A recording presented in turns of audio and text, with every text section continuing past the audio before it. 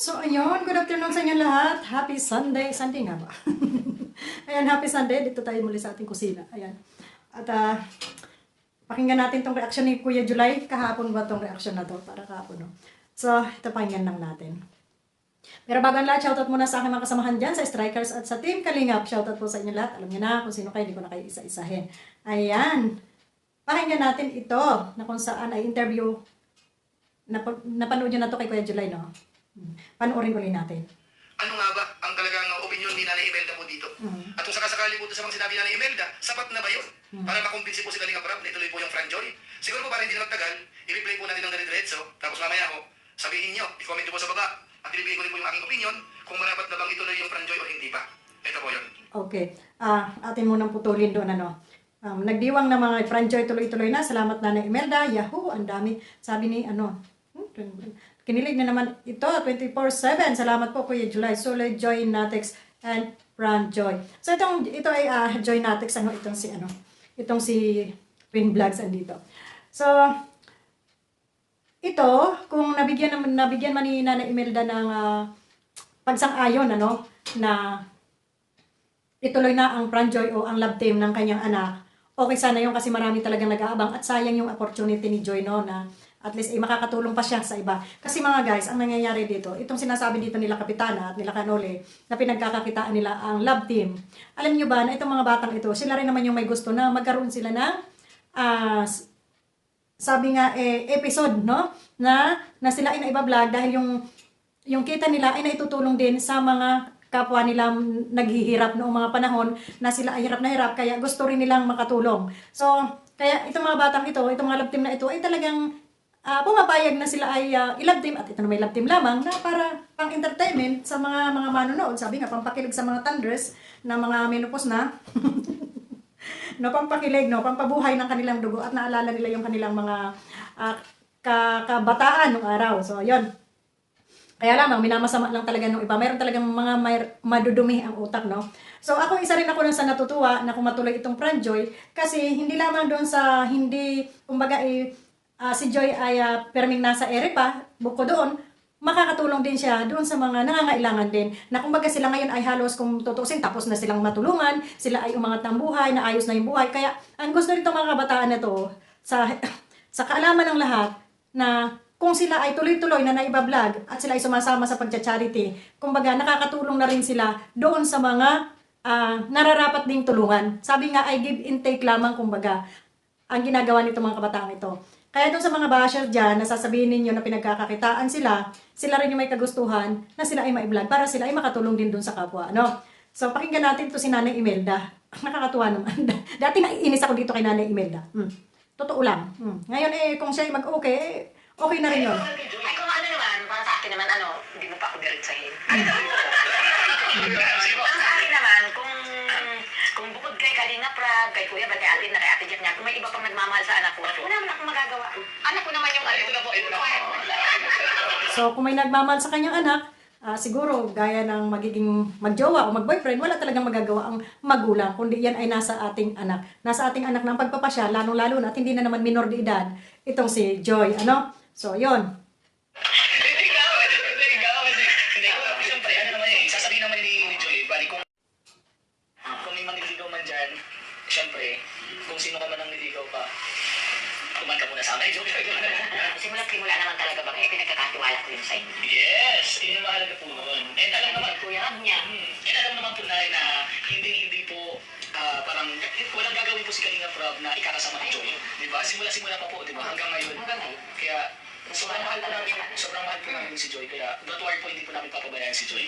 Saka si Joy, hindi ko naman nasa pwedeng diktahan kasi may isip na siya. Nasa tamang edad pa ka siya. Matalino si Pero Joy. hindi kung nasa tamang edad na yung anak ko, hindi ko na siya pwedeng pakialam. Oo, tama po yun. Normal. Hanggat siya ay walang pamilya. Normal, nagabayan mo, kahit yan ay may pamilya pa, dahil ikaw ay magulang, nakalalay ka pa rin sa iyong mga anak. Pero may sarili na rin silang desisyon, yun na nga, di ba? So ito na yung pahayag ni Nanay Imelda, na siya ay sumusuporta kung ano ang desisyon ni Joy. Kaya lamang, ang dami ko nabasa doon sa comment section nitong mga basher, itong mga taga-kabila, na kesyo, kaya napakalaki raw ng utang na loob nila Joy kay Kalinga Prab, kaya raw hindi, kahit gustuhin man daw ng pamilyang Aquino na kumawala sa Kalingap, ay hindi raw talaga makakawala dahil sa utang na loob. Alam niyo mga guys, huwag kayo masyadong mag-una-una, no? Lalong-lalo na doon sa mga kampo ni Canole at kampo nito ni Kapitana. Mga balasubas talaga yung mga utak ninyo, ano?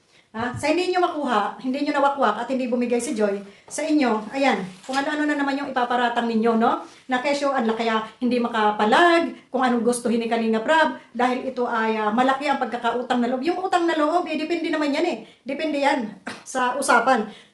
Kung ikaw naman ay winawalang hiya nung pinagkautangan mo ng loob, pwede kang pumalag. At yung utang na loob naman ay nareren lang yan. Yung pagtanaw ng utang na loob ay, depende yun, ha? Halimbawa kung ikaw ay winawalang hiya na nung pinagkakautangan mo ng loob, abay palag-palag din pag may time. Pero sa kabila ng lahat, na winakwak nyo na, sinulsulan nyo na, ha? Hindi natinag sa inyo dahil hindi lang utang na loob ang ibinibigay nila sa Kalingap, ito ay nakakalakip dito ang respeto, no? Respeto, hindi lang yung utang na loob. Kasi wala namang ginawang masama sa kanila si Kalinga Prab.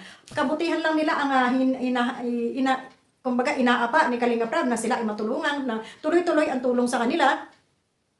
Diba? Kaya gusto silang i-vlog nung mga panahon na umaayaw si Nanay Imelda at hindi natin alam kung anong nangyari dito kay Nanay Imelda. Siguro nga ay nasulsulan nito mga halimaw na to sa banga. Halimaw sa banga. So ngayon siguro na-realize ni Nanay Imelda na ang mga ito ay mga paimbabaw lamang, na hindi talagang maaasahan, walang tibay na maaasahan. Sabi nga, siguro na-realize din niya na talagang hindi sila sasama doon at dito talaga sila mag-stake sa Kalingap. So ngayon, kung hindi man umali sa Kalingap at hindi nyo nadala sa mga taga-kabilang kampo dyan, ay tawag nito, huwag nyo sabihin na kaya hindi makaalis dahil sa laki ng utang na loob. Hindi lang utang na loob, respeto, no? Marunong silang rumispeto kung sino yung talagang tao na nakatulong ng sobra-sobra sa kanila. Bagamat may mga sponsor na tumutulong, pero hindi pa rin nila nakalimutan yung unang-unang tumulong sa kanila at nabago yung buhay nila bago man kayo dumating sa kanilang buhay. Itong mga huli ng sponsor, no? So, ayun, at tuloy natin. Galing ni nanay.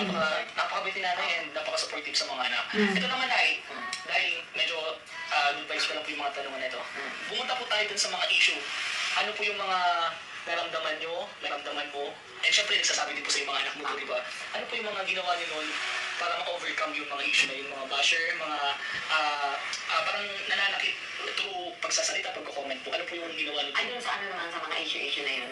O totoo na nasaktan ako noon. Pero nagkausap na kami ni John. Ano ko sa kanya. Tiwala talaga, yung tiwala ang hindi namin inaalis sa amin mag-iina.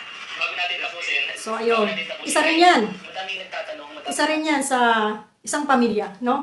Na kailangan yung tiwala sa isa't isa ay naandyan. Kasi yung tiwala, andyan kasama yung respeto. Pag wala ka ng tiwala, wala ka na rin respeto sa iyong pamilya. Ano? Kaya yung dapat ang hindi mawala sa isang pamilya, yung respeto. At saka,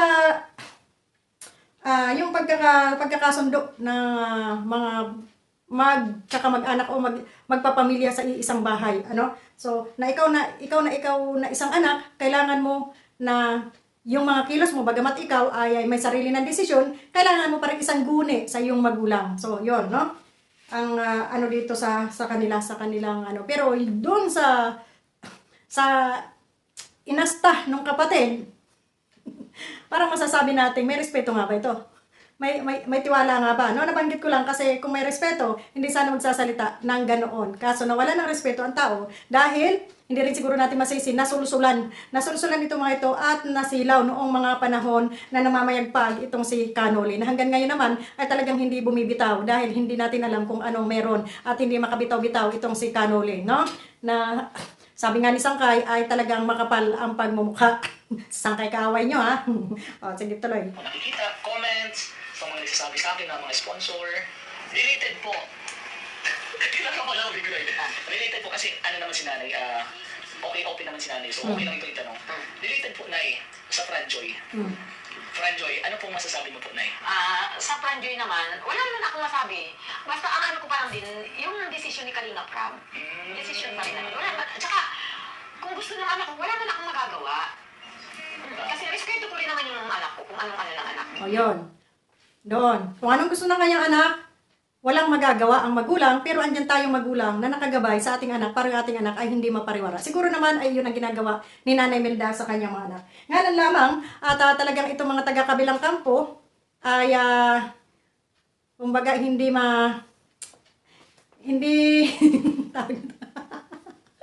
hindi masatisfied, ano? Kasi nga hindi nga nila nawakwak, kumbaga hindi nila nadala itong si Joy, no? Itong pamilya ni Joy. At ayon nga dito kay Kapitana, na mga walang utang na loob, opportunista, itong pamilya ni Joy. Kasi nga daw hindi raw ipinagtanggol itong kanilang kanoli. O, ayan, no? Hindi ipinagtanggol itong kanoli nila na binabanatan daw di umano. At manggagamit daw itong pamilya ni Nanay Imelda. Siguro kaya nakapag-desisyon na ganito si Nanay Imelda dahil napag-isip niya na sino ba talaga ang totoong tao dito. Samantalang si Kalinga Prab, kahit anong ibinato-bato nila, kahit nasaktan si Kalinga Prab ng ganon, hindi si Kalinga Prab nanumbat ng kagaya o ng Kalingap, hindi si Kuya Bal nanumbat o si Kalinga Prab ng kagaya ng panunumbat ni Kapitana at ni Marilyn Chang, di ba? At nitong Noli na to na kung mo kay tinulungan at hindi na ipagtanggol ay gano'n na lamang kung kanilang babuyin at alipustahin. Di ba ga? So ngayon, Kapitana, pinagpapawisan si Inday, sino ang makapal ang mukha? Content? Ayan. Sana naman tablan kayo ng hiya, no? Yung sinasabing antay, hindi kayo antay, makakapal ang mga mukha ninyo. Ha? Saksakan kayo ng kakapal ang mukha. Nawala na kayo, nagko-content na nga kayo, mga panira pa kayo. Di ba? So ayan, hanggang dito lang ang ating munting reaction dito sa ating munting channel. Maraming salamat and God bless po sa ating lahat. Ayan. Bye-bye!